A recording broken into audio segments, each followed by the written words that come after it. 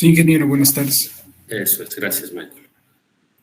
Bueno, a ver, tengo algunas novedades. En el transcurso de esta tarde nos ha llegado una instrucción de parte de las autoridades facultativas en el sentido de que oficialmente este semestre vamos a volver a los exámenes presenciales en todas las materias, ¿ya?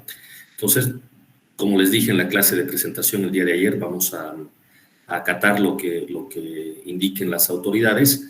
En ese sentido, bueno, los exámenes los vamos a hacer de forma presencial. Ese es el dato importante que quiero pasarles ahora. Seguramente vamos a fijar un horario, de preferencia el horario que tenemos establecido.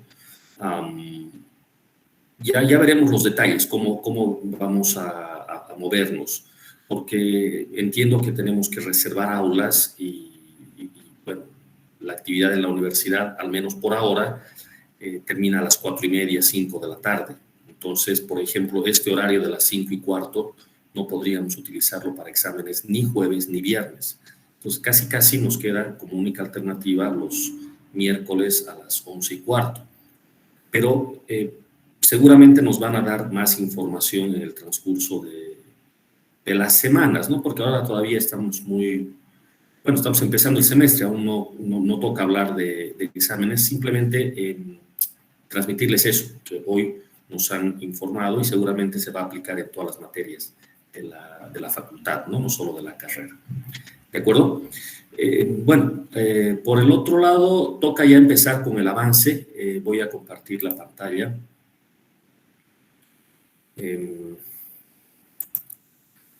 Vamos a empezar. Entre tanto, voy habilitando la pantalla. Si alguien quiere hacer alguna consulta sobre esto que acabo de informar o tiene alguna información adicional, pues por favor, compártala.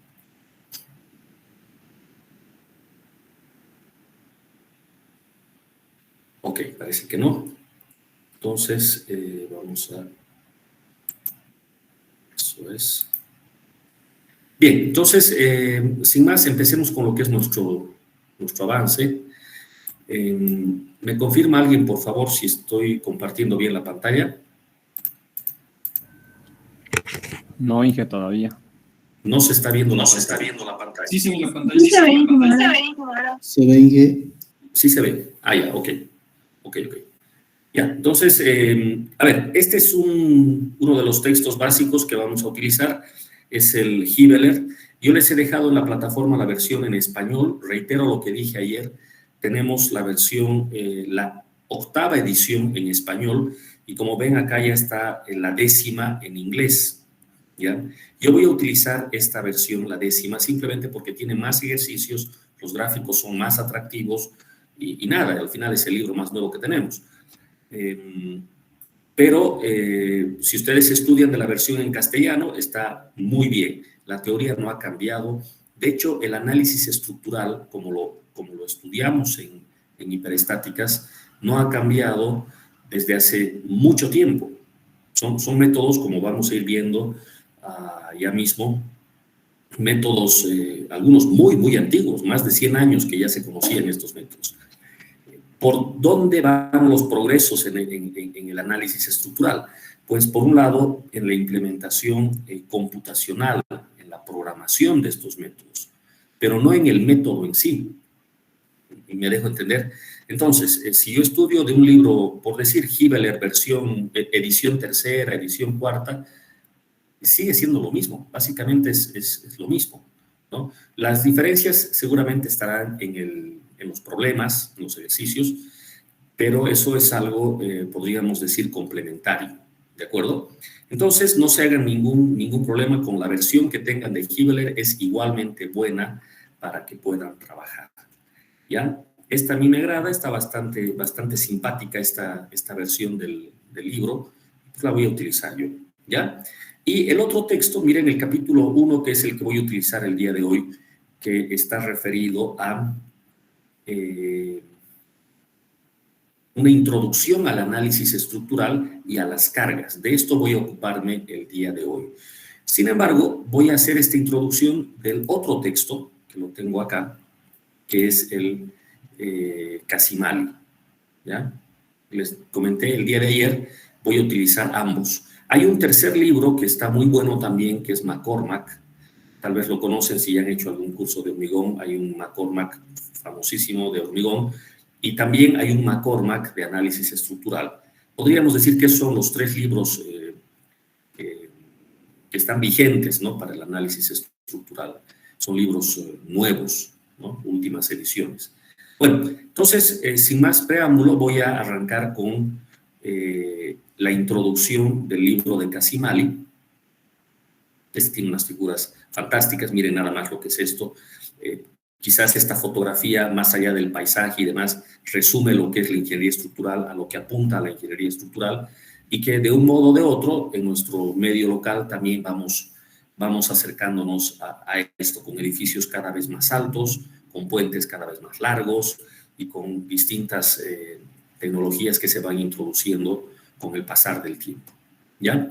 En esta introducción yo quiero hablar básicamente de los sistemas estructurales y de los tipos de cargas que existen, ¿ya?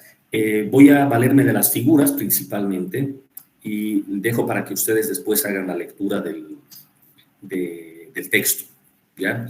Nuevamente aquí hay unas figuras muy interesantes. Fíjense esta estructura que tenemos acá al margen de los puentes que podemos ver en la parte inferior. Este es un edificio alto, sin duda, con características muy interesantes. Si uno presta atención, por ejemplo, se ve que la losa es de tipo placa plana, se nota a la distancia, y si buscan la referencia y algunas fotografías adicionales en el internet, van a encontrar hasta planos de este edificio que es bastante conocido. Esa geometría circular no es extraña para nuestro medio. Si ustedes conocen o han paseado por el centro de La Paz, por ejemplo, han debido notar que tenemos una estructura ya en un lugar bastante conocido, ¿no?, con esta geometría circular. Acá en Cochabamba no tenemos una estructura de este estilo, pero bueno, es perfectamente factible construir edificios con este tipo de geometrías. Entonces, yendo a lo que es la introducción, un primer dato interesante es que uno tiende a pensar que la ingeniería estructural depende de un computador, ¿ah? Hay muchos ingenieros, principalmente los más jóvenes, que asocian el cálculo estructural a tener instalado el SAP en su computadora, y mejor si tienen el último SAP, la última versión, por ejemplo. Y eso claramente es un error, en el sentido de que se han construido cosas excepcionales, digamos, en el mundo a lo largo de la historia, cuando ni cerca siquiera estábamos de tener un computador a la mano. Los computadores son bastante recientes dentro de la historia de la humanidad y de la tecnología, apenas unas cuantas décadas. Y sin embargo se construían cosas muy interesantes, como esto, por ejemplo, es de la Catedral de Notre Dame. Imagínense el detalle estructural que tiene. Dejando a un lado la parte arquitectónica, el tema estructural es muy interesante, cómo se resolvían las cúpulas, las bóvedas, luces largas, etcétera, hace siglos prácticamente. Entonces, uno no tiene que perder de vista que la ingeniería estructural, los métodos de la ingeniería estructural ya se conocían. Al final de cuentas se basan en la estática, en la física básica, y bueno, ya se podían hacer cosas como estas hace muchísimo tiempo. Por lo general, los proyectos estructurales responden a este diagrama de flujo como el que vemos acá. Voy a tratar de ampliar un poquito. Hay una fase de planificación que se hace generalmente en consenso con la parte arquitectónica, con algún otro profesional de la ingeniería que vaya a contribuir en esta fase inicial de la planificación. Luego ya el trabajo le corresponde al ingeniero estructural en un diseño preliminar, en lo que llega a ser un predimensionamiento.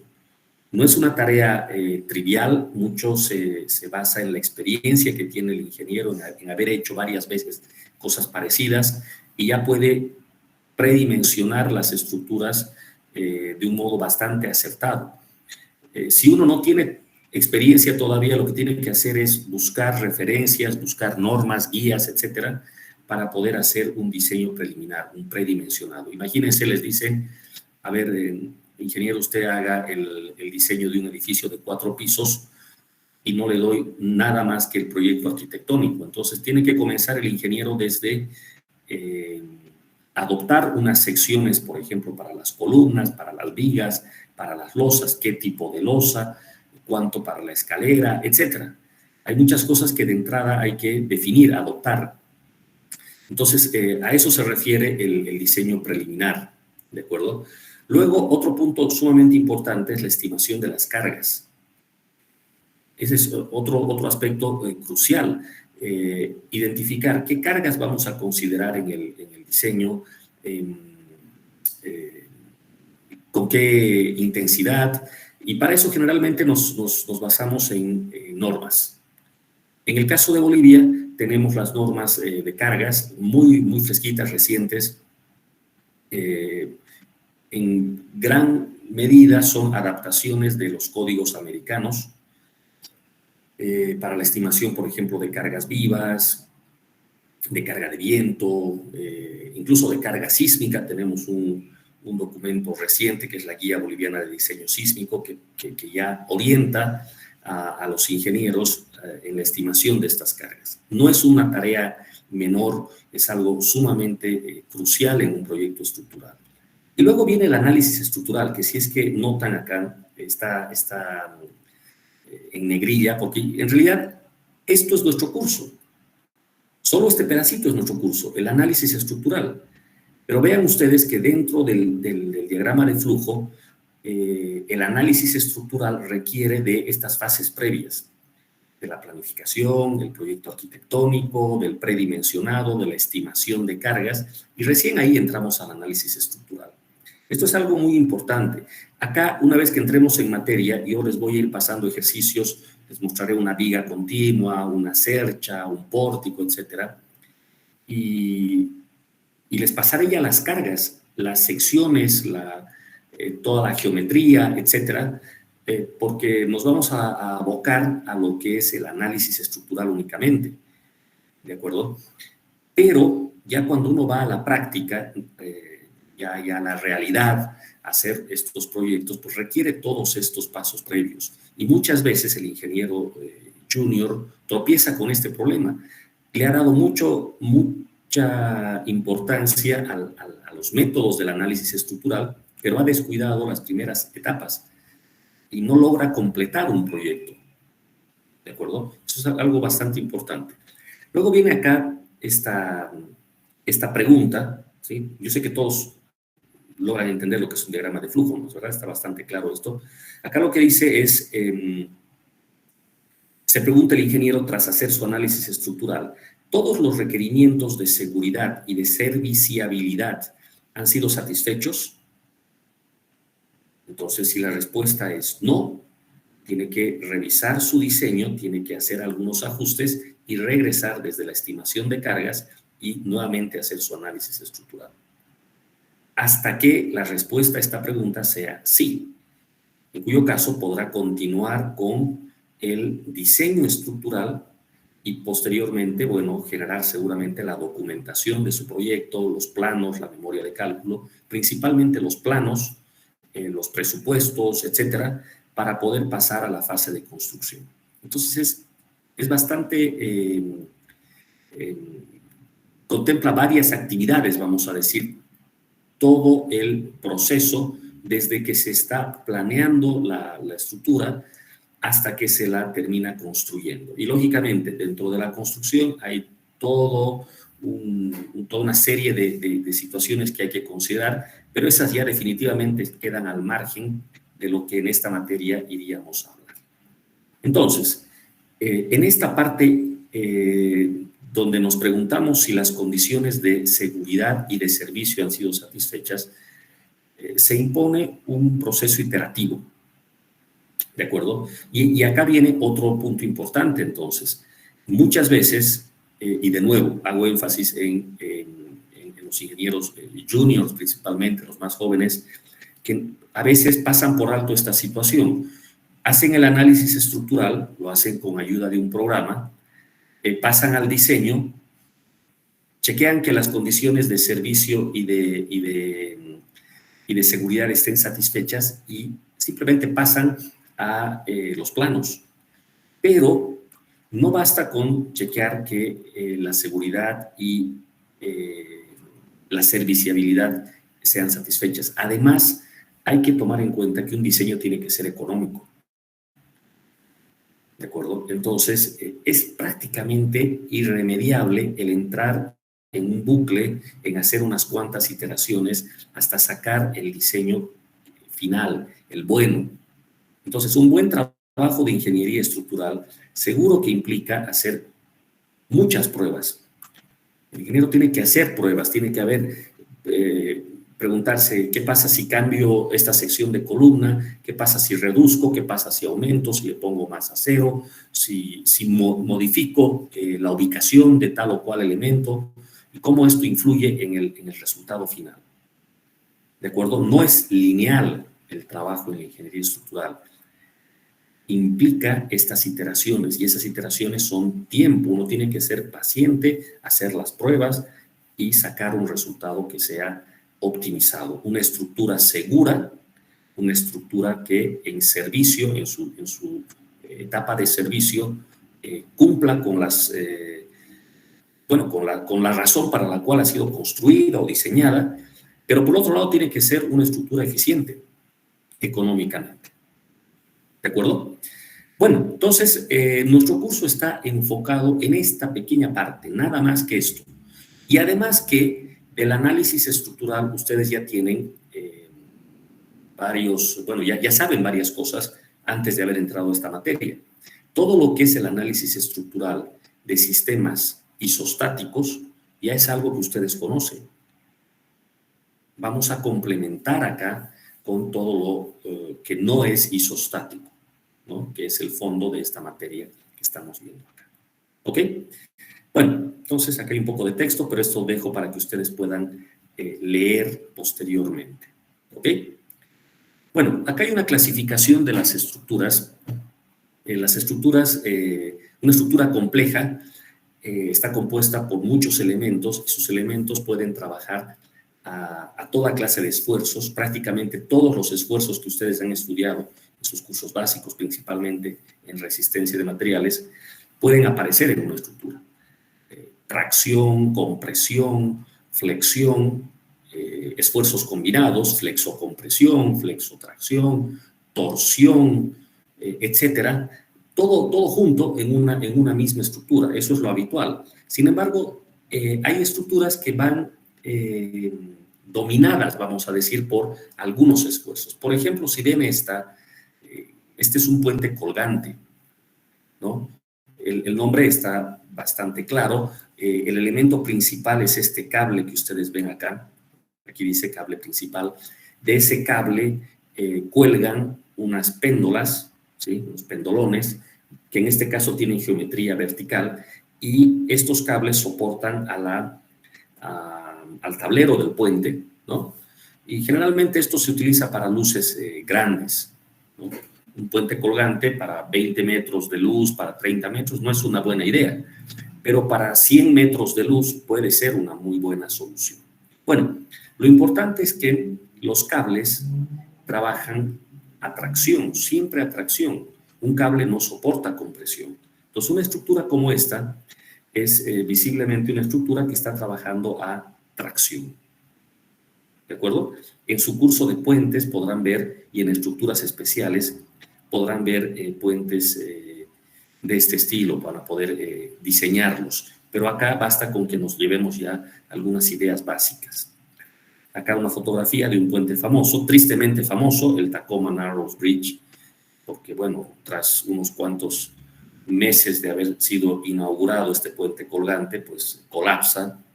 Hay filmaciones del colapso.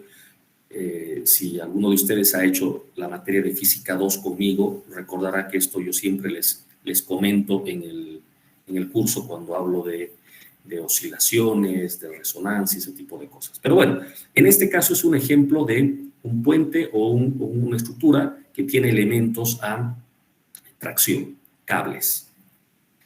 Acá otro ejemplo, una fotografía muy, muy bonita. Este es un coliseo, un domo en Tokio, y esta cubierta, lo dice acá, pueden leer después el texto, es casi como que la inflan de adentro hacia afuera. Entonces la presión hace que el domo trabaje todo en tracción, ¿se dan cuenta?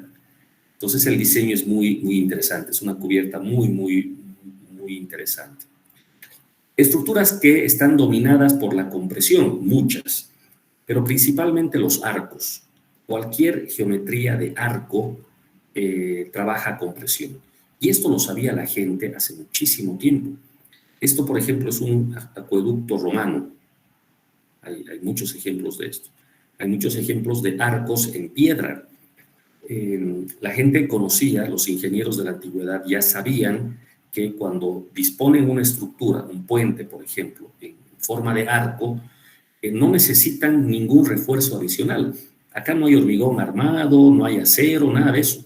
Es simplemente la piedra dispuesta de tal manera que todos los esfuerzos importantes son de compresión. Mientras se va construyendo el arco, claro, requiere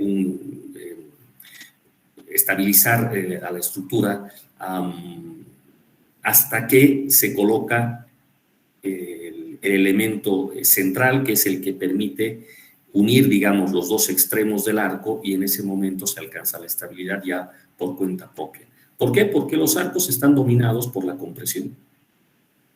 ¿De acuerdo? Miren qué interesante. Esto ya se sabía en la época de los romanos y hay muchos ejemplos de este estilo. Aquí no hay hormigón armado, para nada. ¿Sí? Bueno, aquí hay algunas figuras de arcos. También generalmente en puentes utilizamos esto. Luego vamos a las cerchas, ¿no? En el inglés utilizamos esta palabra, trusses, para referirnos a cerchas o armaduras. Aquí está una cercha común y corriente.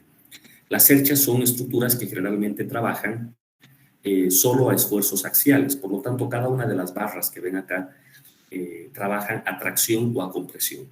Entonces sería ya una combinación de lo que hace un rato estábamos viendo. Los cables solo soportan tracción, los arcos trabajan principalmente a compresión, pero las cerchas trabajan a tracción y a compresión al mismo tiempo. Algunas barras en tracción, otras en compresión. Luego tenemos estructuras que trabajan a corte. Esta palabra en el inglés es bueno ya familiarizarse. Shear representa corte o cortante. Mucho se analiza al cortante en el hormigón armado principalmente. Hay un tipo de elemento que trabaja mucho a corte, son unos muros estructurales que se ponen en los edificios y no por nada reciben el nombre de muros de corte. Es así como se los conoce, muros de corte o muros de cortante. ¿De acuerdo? Son ejemplos como lo que ven acá. No sé si se logra distinguir. Esta es una estructura porticada, pero se ve por acá que bueno, aquí hay un muro. Y este no es un muro de mampostería, no es un muro de ladrillo. Este es un muro de hormigón armado.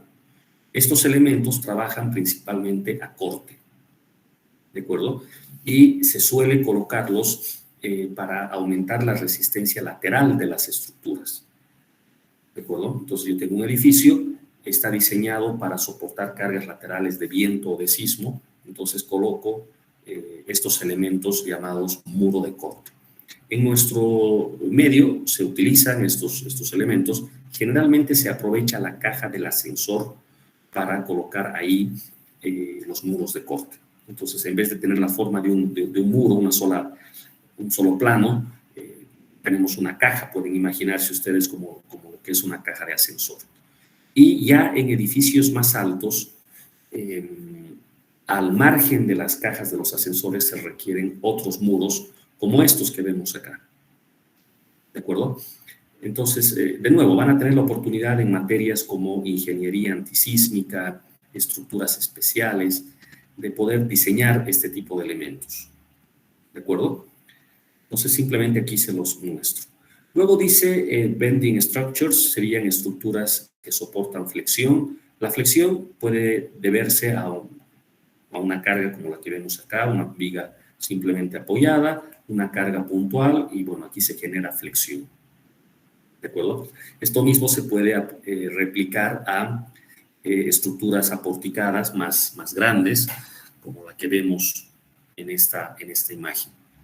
Entonces, estos sí son problemas que vamos a poder analizarlos en este curso.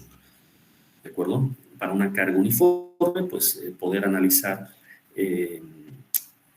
la flexión y por ende los momentos importantes en estas vigas continuas, como son los momentos negativos en los apoyos y los momentos positivos en los vanos, ¿no? En las secciones intermedias. Acá tenemos una estructura en construcción. Ustedes, estoy seguro que como estudiantes de ingeniería prestan atención cada vez que pueden ver una obra que está a medio construir. Siempre es importante mirar los detalles. Entonces, bueno, ahí se la puede ver a la estructura tal como es realmente, ¿no? Sin la fachada arquitectónica que posteriormente la cubre. Bueno, estructura plana o estructura espacial.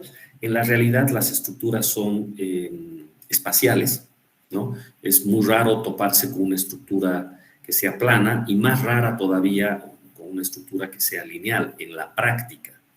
Pero a la hora de hacer el análisis es bastante frecuente convertir el problema espacial en un problema plano, ¿no? Entonces uno puede analizar, por ejemplo, este puente que vemos acá, que tiene un par de cerchas en los laterales. Si bien la estructura es tridimensional, uno puede hacer el análisis solamente de la cercha como si fuese un elemento plano. Como pueden verlo acá.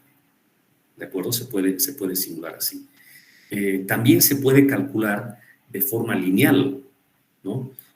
Como si toda la cercha fuese una viga apoyada en estos dos extremos y al final esto se puede resolver como un elemento en una sola dimensión, lineal.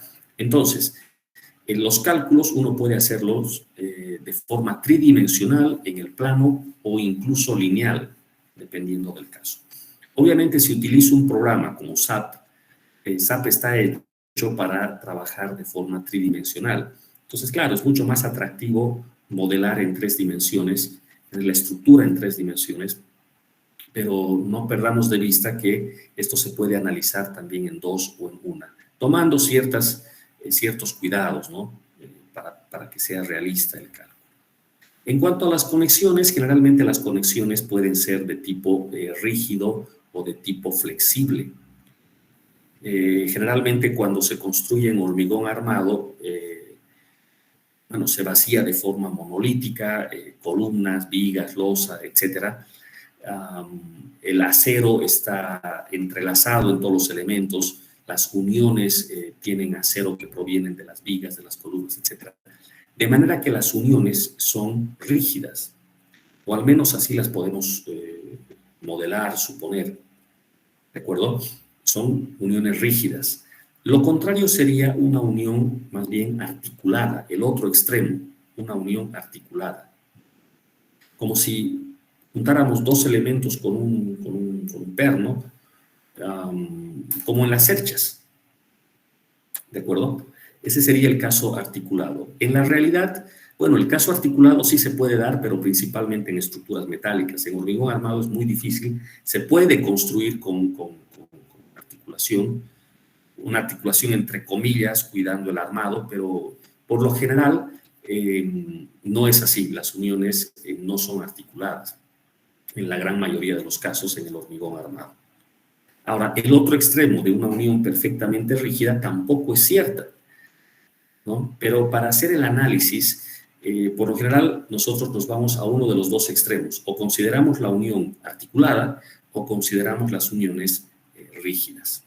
Esto se aplica no solamente a las uniones columnas vigas, sino también a los apoyos.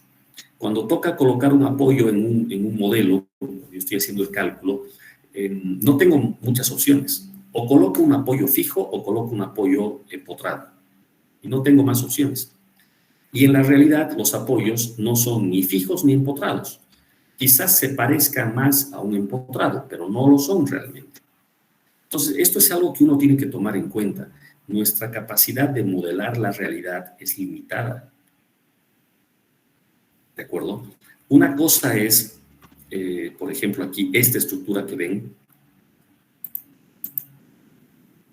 y otra es el modelo analítico que nosotros tenemos. Nuestro modelo analítico pues tiene muchas simplificaciones. Entonces un ingeniero tiene que estar consciente de que cuando hace un modelo analítico, cuando trata de aplicar el análisis estructural a ese su modelo analítico, trata de acercarse lo más que pueda a la realidad, pero es imposible que refleje a cabalidad la realidad, al menos por ahora. ¿De acuerdo? Pero con todo y esas limitaciones, el trabajo que hace el ingeniero, pues si lo hace bien y se basa en las normas de diseño, pues hay la garantía de que la estructura va a ser buena, va a ser estable y no va a tener problemas. ¿De acuerdo? Entonces, eso en cuanto a las conexiones rígidas o articuladas. En el curso de hiperestáticas vamos a suponer que las uniones entre columnas y vigas van a ser siempre rígidas, salvo que se diga lo contrario. ¿De acuerdo? Entonces, lo normal va a ser que las uniones sean rígidas y si el ejercicio manda trabajar con articulaciones, lo va a decir. ¿De acuerdo? Muy bien. Bueno, esto en cuanto a esta primera parte introductoria a los tipos de estructuras. Hemos tratado de hacer un paneo muy rápido y me queda una segunda parte todavía que voy a empezarla ahora mismo. Si alguien quiere hacer alguna pregunta, por favor. Este es un buen momento.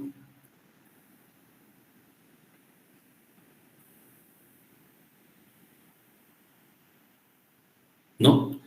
Ok. A ver, voy a continuar desde acá. Sigamos con nuestro texto. Aquí hay un sumario y pasamos a lo que son las cargas. ¿De acuerdo? Voy a revisar parte de este tema el día de hoy y mañana lo voy a completar en la clase, en la siguiente clase, ¿no? Vamos a terminar con estos capítulos 1 y 2 de este libro a manera de introducción al curso. ¿Ya? Y a partir de la próxima semana, desde el miércoles, empiezo ya a mostrar los métodos de cálculo, como les comenté en el temario, ¿no? Bueno, entonces empecemos acá con lo que son las cargas en las estructuras. Bueno, esta imagen no es muy alentadora, por supuesto. Dice acá que es un edificio que ha sido dañado por un sismo, ¿ok? Y pues la verdad es de que así quedan los edificios cuando pasa un sismo fuerte, un sismo de magnitud. Entonces, no es de extrañar que en un libro como este le den tanta importancia al sismo de entrada. O sea, lo primero que muestran es esto. ¿Okay? Debe ser la carga más difícil de estimar y probablemente de las más fuertes que le puede tocar resistir a una estructura. ¿Ok? Pero no es la única. Hay varias cargas. Acá en este texto mencionan al ASCE 716 como una norma para ver cargas en las estructuras. Se menciona al AASHTO LRFD para el tema de puentes. Hay un manual de ingeniería de ferrocarriles para vías férreas. Está el International Building Code para edificios, etc. El mensaje acá es, si vamos a hablar de cargas, no se invente. Ya está bien estudiado. Este problema es altamente complejo y lo que tiene que hacer el ingeniero es no inventarse nada, sino acudir a una normativa, revisar la normativa de su país y trabajar con esto. Yo les voy a mostrar en la clase de mañana el equivalente a estas que son normas americanas, pero para Bolivia. ¿De acuerdo? Que por cierto, en el caso de Bolivia, las normas de cargas se han basado en el ASCE. ¿De acuerdo? En buena parte son una traducción del inglés a nuestro idioma y claro, con algunas adaptaciones para nuestro país. ¿De acuerdo? Bueno, a ver, vamos por partes. Aquí se habla antes de mostrar las cargas propiamente, algunos sistemas estructurales para la transmisión de carga. Entonces, importante, voy a usar las figuras. Aquí está. Esta figura es sumamente importante, sumamente útil. A ver, de manera de que no sea un monólogo esto, a ver, un minuto para leer esta figura, mirar el diagrama de fuerzas y tratar de encontrarle alguna explicación a lo que en esta parte se está hablando.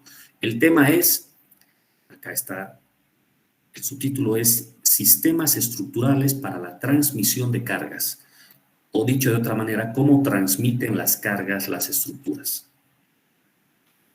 ¿De acuerdo? A ver, un minuto para que ustedes puedan leer esta figura, esta parte del texto y vamos a comentar enseguida entre todos.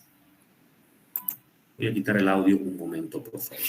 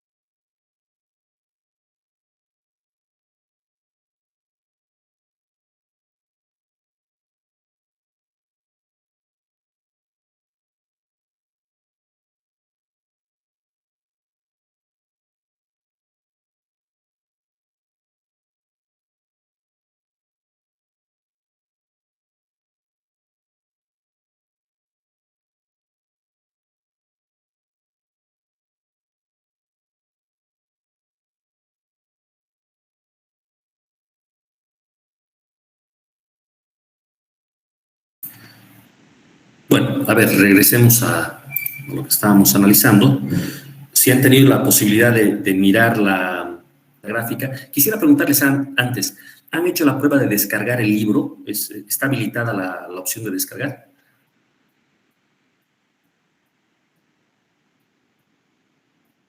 ¿Jóvenes? Sí, ingeniero. Sí, ingeniero. Sí, descargar. Excelente. Ok, entonces, miren qué interesante es esto. ¿Cómo se da el flujo de carga en una estructura? Bueno, depende de si la carga es de gravedad o si la carga es lateral o, bueno, una otra dirección. Cuando la carga es de gravedad, por carga de gravedad me estoy refiriendo a carga que va de arriba a abajo, que es lo que habitualmente ocurre en las estructuras.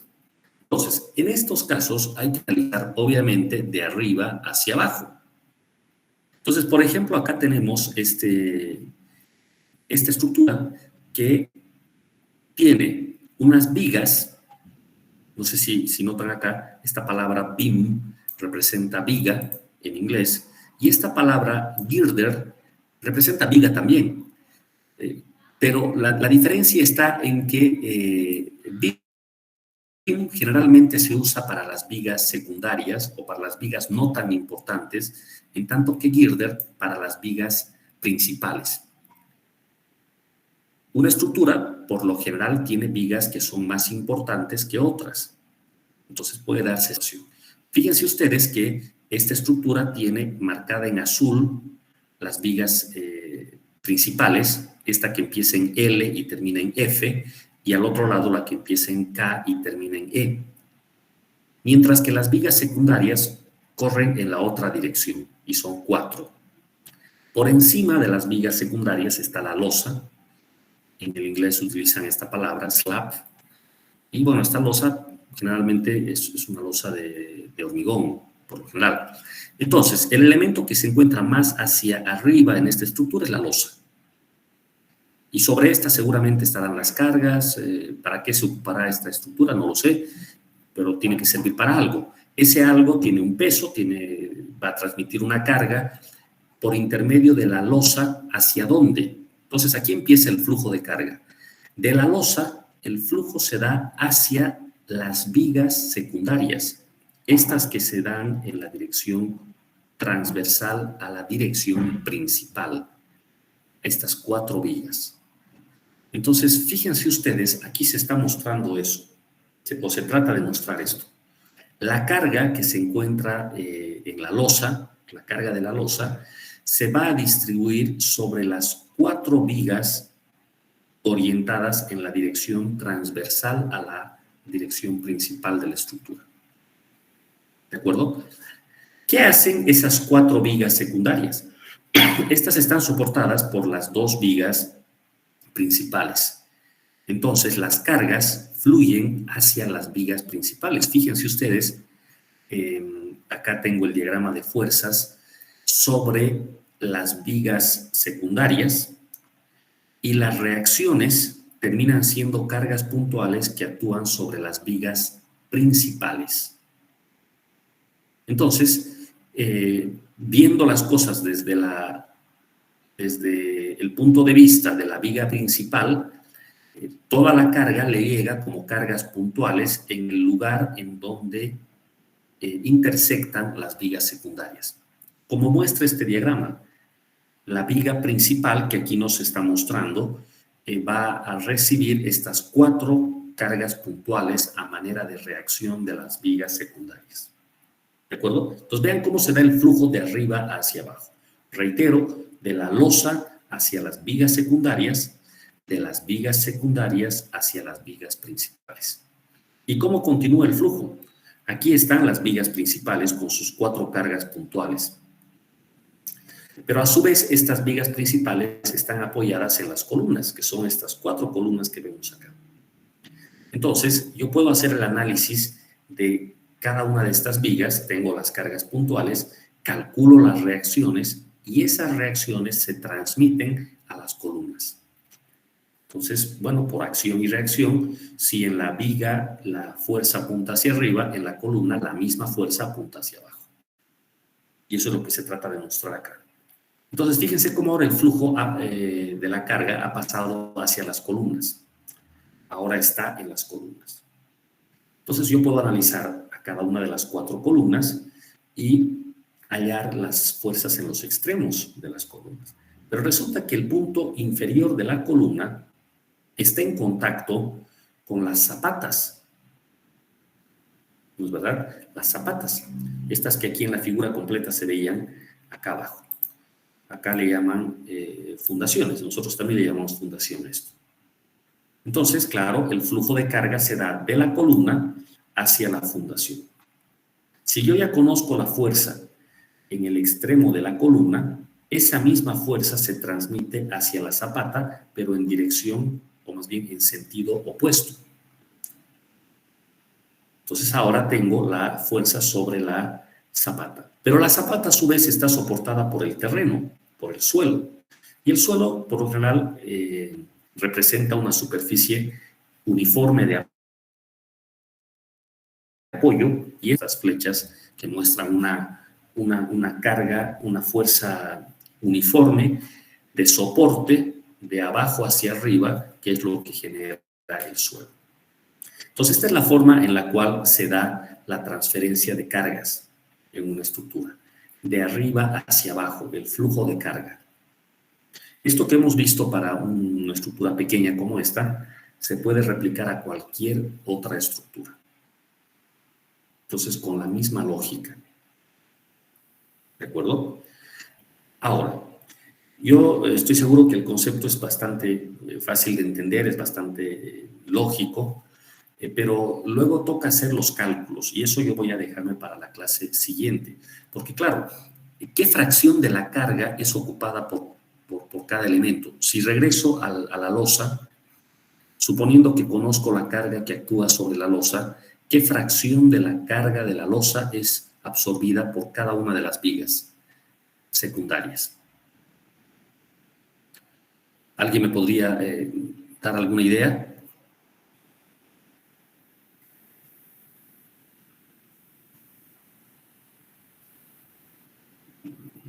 ¿Se entiende la pregunta?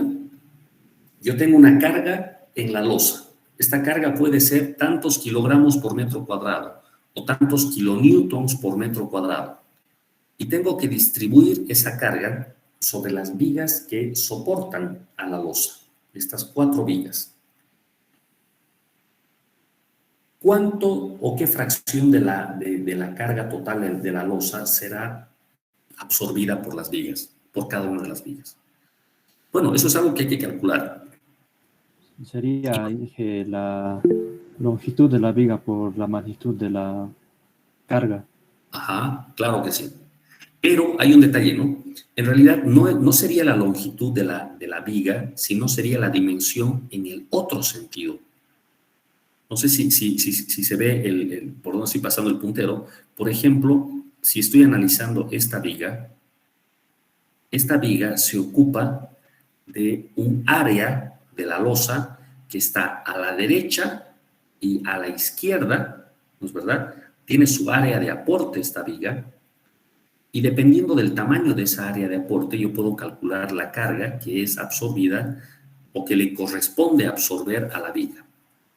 ¿Me dejo entender? Entonces, no sería exactamente sobre la longitud de la viga, sino más bien en la dirección transversal a la viga que habría que hacer ese cálculo.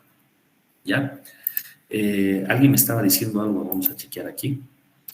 Aquí está. En el chat Gastón dice 1/4 para cada viga secundaria. Sí, es una buena idea, 1/4, pero notemos que las vigas de borde, las 2 vigas en el borde, soportan menos área que las 2 vigas centrales. Entonces, en verdad, no se divide la carga en 4 partes iguales, sino que las 2 vigas centrales tienen que absorber más carga y las 2 de borde menos. ¿Se dan cuenta? La clave acá es el área de aporte. ¿Qué área le corresponde absorber a cada viga? Y eso es algo que vamos a ver con calma en el ejemplo de la clase de mañana. Cuando la geometría es sencilla, como en este ejemplo del libro, pues es fácil de hacer esto.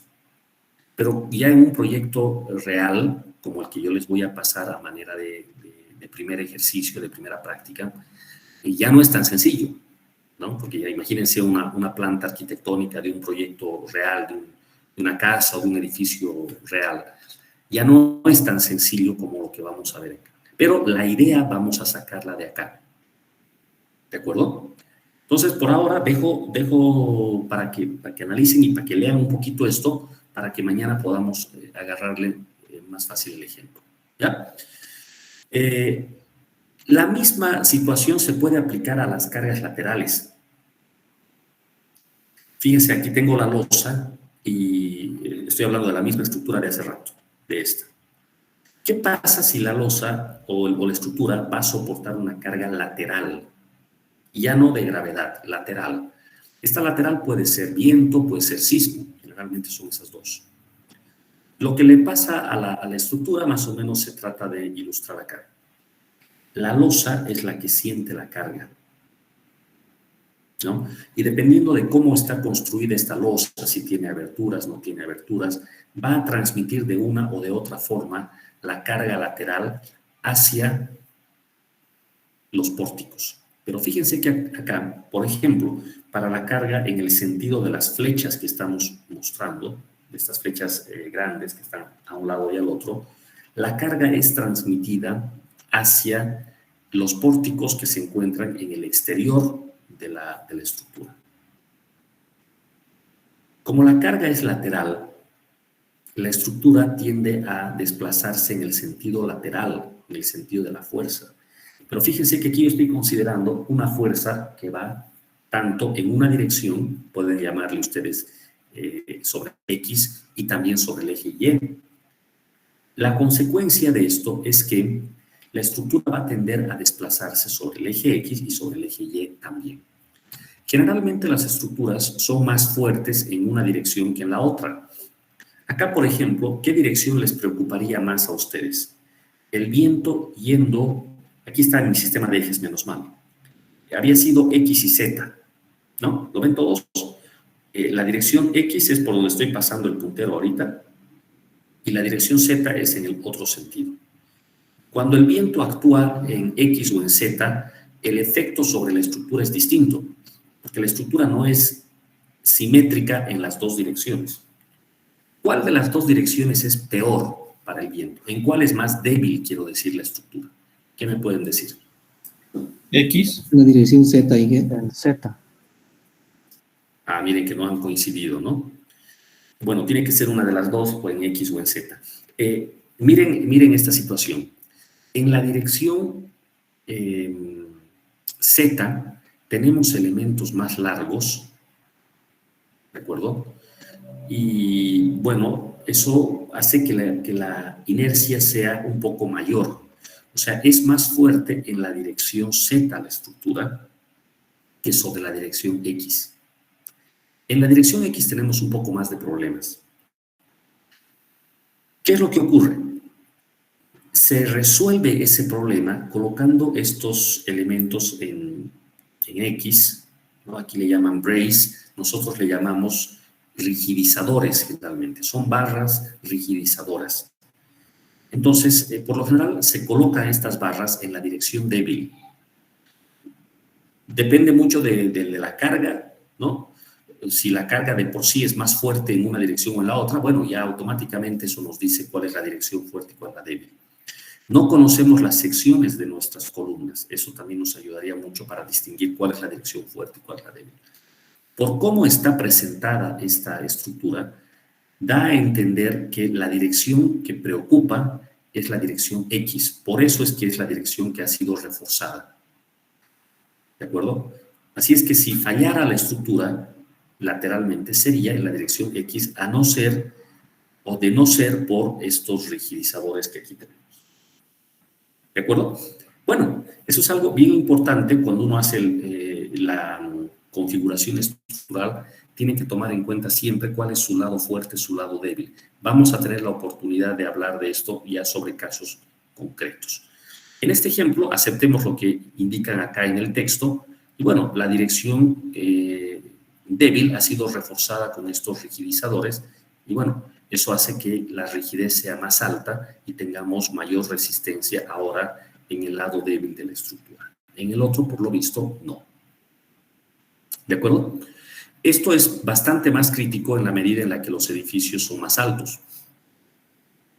No es lo mismo tener un edificio de 2 pisos que uno de 20 pisos. Este problema del viento o del sismo es mucho más complejo en esos casos. ¿De acuerdo? Bueno, aquí tenemos una fotografía de una estructura que trae estos elementos rigidizadores justamente, ¿no? De hecho, estos son una especie de amortiguadores que se colocan en el sentido transversal para resistir las cargas de viento, wind, y de sismo, earthquakes. ¿De acuerdo? Estos pueden ser elementos dinámicos o elementos estáticos. Aquí pareciera que son dinámicos, pero por mucho que fuesen estáticos, simplemente barras, como hemos visto acá, barras, la idea es la misma, o sea, rigidizar en el sentido lateral. ¿De acuerdo? Bueno, hasta acá vamos a hacer nuestro repaso. Aquí teníamos una otra fotografía también con, en vez de colocar elementos rigidizadores a manera de barras en X o en K o en la forma que sea, se pueden colocar estos muros, como mencionaba yo hace un momento, estos muros de corte, cuyo papel es el mismo que el de las rigidizadores. Esto también rigidiza en el sentido lateral, ¿no? Entonces se utiliza mucho este tipo de elementos en las estructuras justamente por esta situación. Lo que viene a continuación es un ejemplo que les voy a pedir lo revisen para que mañana podamos avanzar de un modo más ágil. Les pido que lo revisen. Aquí hay unos cálculos justamente referidos a las áreas de aporte. Entonces, mejor si ya vienen habiéndole dado una revisión a este ejemplo numérico, que es en realidad el ejemplo 2.1 del libro, que lo vamos a mirar en detalle el día de mañana. ¿De acuerdo? Acá me detengo por el momento. Si alguien quiere hacer alguna pregunta, alguna observación, por favor hágala.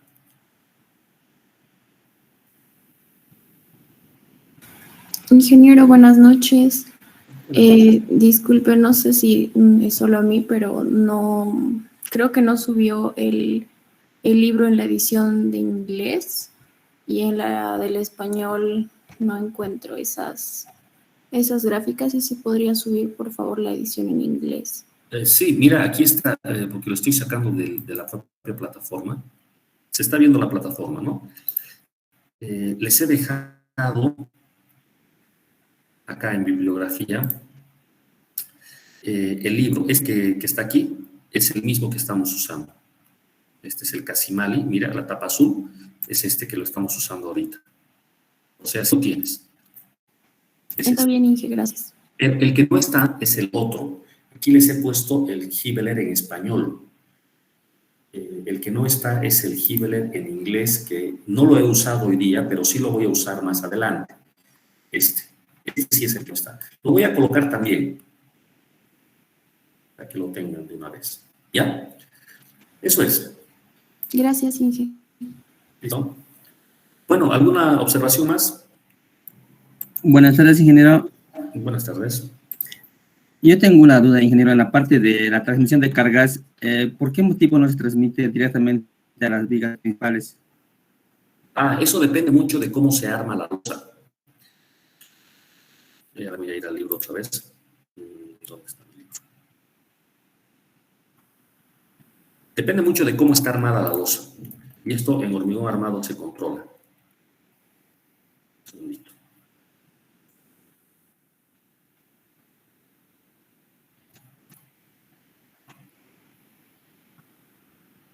Acá. Por lo general, este tipo de situaciones queda definido por la losa. Y la losa, por lo general, es una losa de hormigón. Es el caso más frecuente. Cuando uno arma la losa, puede armarla en una dirección o en dos direcciones. Para que funcione así como lo hemos indicado en este ejemplo, la losa tiene que transmitir solamente en una dirección, es decir, sobre las vigas, sobre estas que están acá, sobre las 4 vigas. No sé si todos están familiarizados con los sistemas de losa con viguetas. Usamos mucho en nuestro medio losa con viguetas en una dirección y con viguetas en 2 direcciones.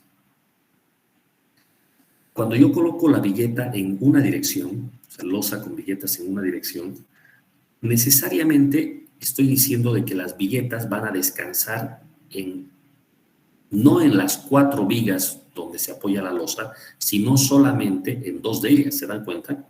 Acá sería ese caso. Esto es como si fuese una losa con viguetas en una dirección, donde las viguetas están orientadas en el sentido del eje Z. ¿Se imaginan todos?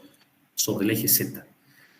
No hay viguetas en la otra dirección, en X, entonces no hay cómo hacer que trabaje la viga principal.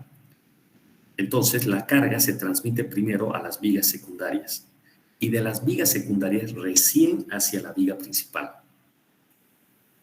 ¿Se entiende la idea? Muy distinto sería si la losa fuese con viguetas en 2 direcciones, ¿no? Lo que nosotros llamamos losas encasetonadas. En ese caso, las viguetas al apuntar en 2 direcciones se apoyan en los 4 lados de la losa. Entonces ya no hay esto de que 2 vigas sean secundarias y 2 sean principales. Las 4 trabajan al mismo tiempo. ¿De acuerdo? No sé si me he dejado entender, pero con el ejemplo de mañana vamos a poder aclarar un poco mejor esta situación. ¿Ya? Eso es. ¿Alguna otra consulta que quieran hacer?